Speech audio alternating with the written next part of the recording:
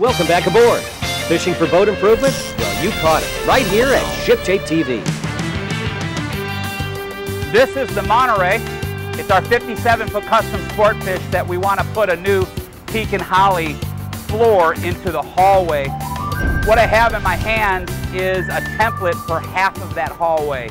It kind of offsets. The setup is we have a current teak and holly sole going past the galley. We have 3 carpeted steps down to the hallway, and then we have carpeting running down this jogged hallway. And what we want to do is we want to use some of this veneered world panel products. This is a 1/2-inch thick piece of marine grade plywood with a teak and holly veneer over top of it, and it's much more user friendly than individually gluing all of these pieces of wood together using epoxy. And speaking of that material, that leads us to our next expert guest, who we have the real privilege of having back on the program is my very dear friend.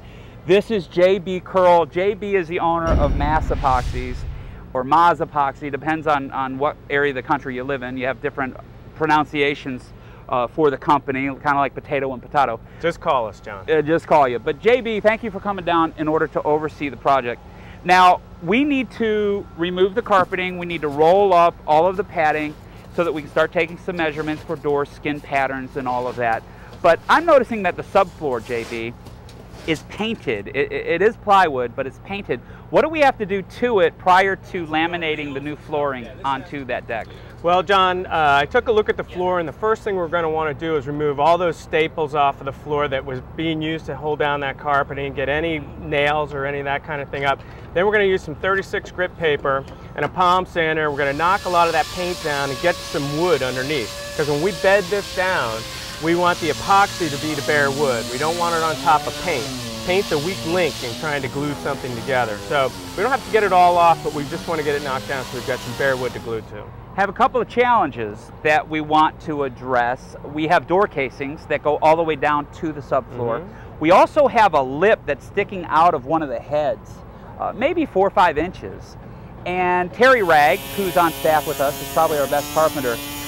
Terry seems to think that if we use a chalk line, we snap a chalk line, maybe come back with a wood chisel, we can score it, and then we can kind of remove that lip that's sticking into the hallway. We want everything to kind of set flush. Okay. He also came up with the idea of maybe cutting into the casings on the doors, on the door jambs, or on the casings themselves with an air saw, taking it up just a little higher than this 1/2 inch. That's the thickness of our world panel product right here. But kind of cut into those door casings, that way we can start the patterning material.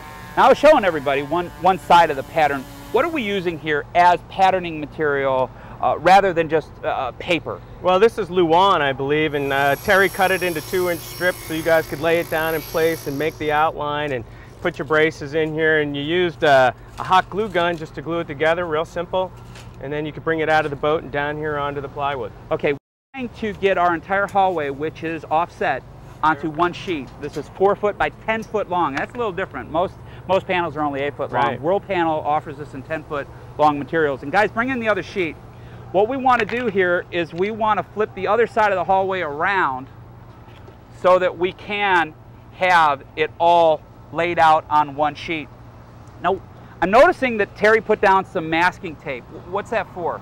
Well, the masking tape's going to protect the plywood from splintering when he cuts it. You know, we want to use the sharpest tools that we have. It makes the job a lot easier, but this still may splinter, so you put some tape down first and that will prevent that. Okay, now what we've got to do is use a combination of circular saws along with jigsaws to make all of our cuts. Got to make sure that you have the right blades there. But once we do have everything cut out, we want to take it into the boat in order to do a dry fit.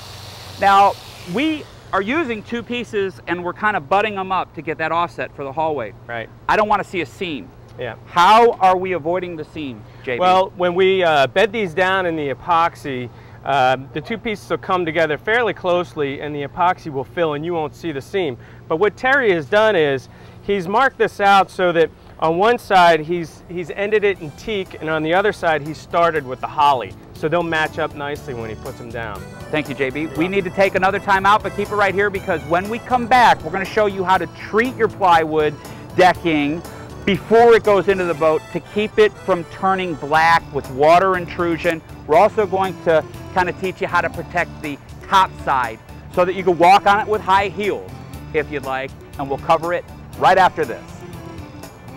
Most of the products featured on today's program are available at bigmouthboatsupply.com. Welcome back. The light's still on in the tool shed, which means there's still work to do. What do we have, John? You know, we are thrilled that you're still with us today here at ShipShape TV, where just before the break we promised you that we were going to give you some tricks of the trade on how to prevent your wood decks from getting the black marks. And that again leads us to our expert, JB Curl. And JB, with our plywood, what do we need to do to it once we actually dry fit it into the boat? What do we need to do to protect it from water wicking in and turning it black? Okay, John, after we've dry fitted it in, we're going to take our low viscosity epoxy, it's the thinner resin, and a medium hardener, mix it up 2 to 1, and we're going to coat the edges of the plywood. And if we didn't have a subfloor, we would also coat the bottom of it so that water won't penetrate and rot it from the bottom up or come around the sides and lift your finish off. You're talking about from down in the bilge, That's splashing right. up potentially and maybe hitting the underside. If it is open to the bilge, seal it, encapsulate Right. it with the resin. That's right. Okay. Now we have to mix up a thickened bedding material, if you would, in order to laminate it to the subfloor. What are we going to use here? We can use that same resin and hardener, add some colloidal silica, which is an exploded glass particulate to it, thicken it up like a mayonnaise, put it down with a notched trowel, and then put our wood down into that. That will seal everything from the bottom down and keep it in place. We've got a thin veneer.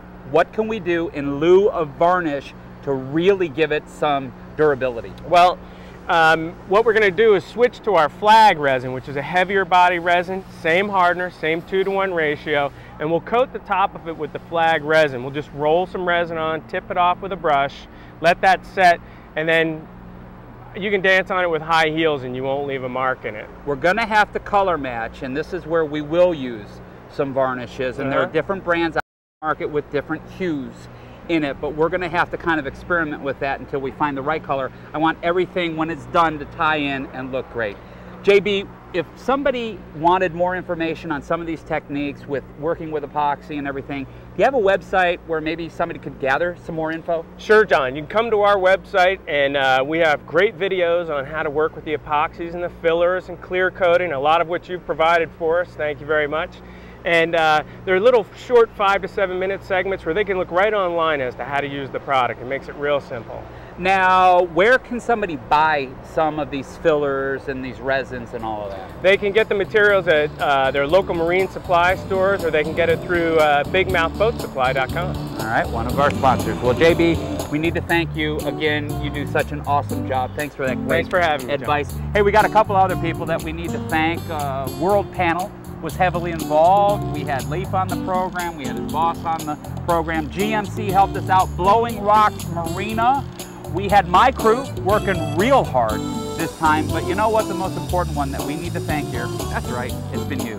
Hey, thanks so much for hanging out with us on the boat for the last half hour, but we've got to go. But how about this? How about until we see each other again, can you do yourself a favor? Can you get out there and make your boat ship shape? Of course you can. I'm John Graviscus. This is JB Curl.